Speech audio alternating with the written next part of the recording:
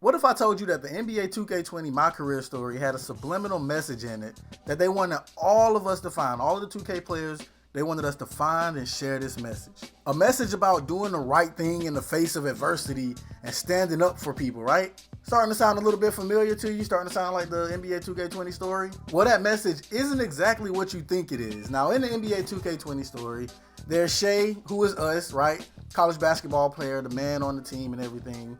So in this game, in the introduction game of My Career, your friend and teammate goes down on a fast break to a dirty play, and all of the ligaments in his knees decide, all right, we're gonna head out. Did he just use a relevant meme format? Oh, I'm definitely liking the video and subscribing. So dude gets injured, and all jokes aside, man, like, let's take a little look at this push, right? Was this push really hard enough for him to do all of that, to go fall into the ground with a career-ending or dang near career-ending injury? Like, that push, like, he didn't undercut him. I know momentum. I understand if you're already moving forward to somebody that it don't take a lot, but he didn't push him that hard for him to do all of that. So he ends up losing this scholarship, and Shea decides, I'm gonna stand up to Idris Elba and do the right thing, and da-da-da-da. We know the story, right? We've all got past that part of my career. But now let's do some perspective changing, all right? Say you had a job where you worked for a company that made a product, right? And you worked with a group of people that made this product that was very important to a lot of people, and the masses look forward to your product annually, right? Now let's say your company hires someone to represent you and your product who not only has no experience in the area of what you do, but also tells lies for apparently no reason. He's a habitual liar, and he just lies about stuff for no reason, and it falls back on you and your team, and you get the heat for it. Do you think you would be very fond of this person? I don't think you would be. Especially considering when that person's habitual lying for no reason goes back to as early as 2011. As you can see here in this PlayStation blog post about the 2K12 Legend Showcase, we have Ronald 2000 here in the comments as this dude was complaining about 2K lying about 5v5 with classic teams being available in the game at launch. And as you can see, Ronnie Poo delivers the swift cap telling the dude that, oh, you can play 5v5 and team up. Like, nigga, you saw what he was asking. That's not what he asked.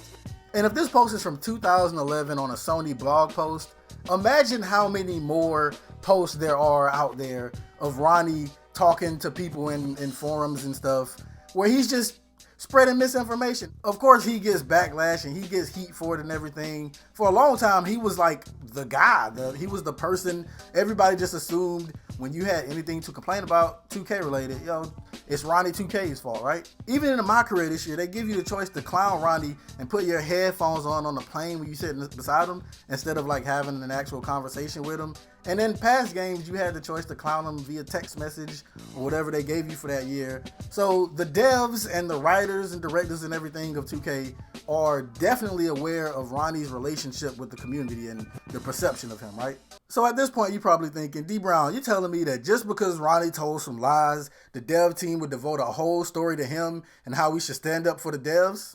And I can see why you would think that's kind of a stretch. I even thought it was a little bit of a stretch until I saw this. And I feel like for myself, what I love so much about the main thematic of the storyline this year is it's stepping up and speaking out for a good cause. And I feel like the game is doing a really good job of communicating, you know, when you see something, when you see someone who isn't being treated fairly, you have to speak up. You have to take a stand for that person. Right or wrong. Now that guy you're seeing is Sheldon Candace. He's the director of My Career. He's the director of the story this year, right? Well, Sheldon, I got a surprise for you because you've been found out, buddy. You can throw as many of my childhood crushes in the story as you want to. I see it for what it is now. It's all a cover-up for that one theme. I believe Ronnie's lies about the features in 2K20 were the tipping point for the devs, and 2K20's launch was by no stretch of the imagination good. But when you're altering expectations, Ronnie had a certain level of expectation set on this game because of the things he said. So people were expecting, you know, that's where our levels were at. So when we finally get access to the game and it turns out this dude was lying and he said all of these features that people were asking for, these were the things that people were complaining about, and he straight up lied about it. So when we find out that he lied, and then on top of that, all of the technical issues with the crashes and the rep stuff and everything that was going on, we all saw the backlash. Thus, Fire Ronnie 2K was created. Both Fix 2K20 and Fire Ronnie 2K both trended in the United States for like 2 days. Now, do I have any proof that the devs all came together on their burner Twitter accounts and started to tag Fire Ronnie 2K, knowing that the community would gladly jump behind it? No. If I did, it wouldn't be a theory. But do I think that's exactly what happened?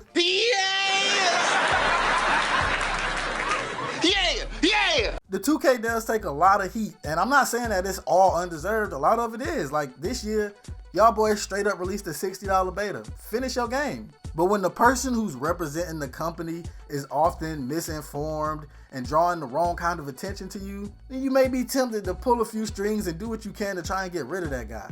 Even if it means we don't get to see those prolific fits on Ronnie's Instagram no more. So what y'all think, man? Y'all think it's possible that the devs actually, set this up to try and get Ronnie fired for good? I should have prefaced this. I really should have prefaced this whole video by saying, don't listen to me, bro. Like, don't take anything I'm saying serious.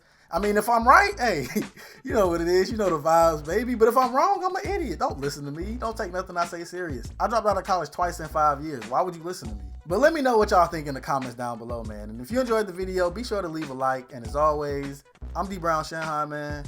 And I'm up out of here.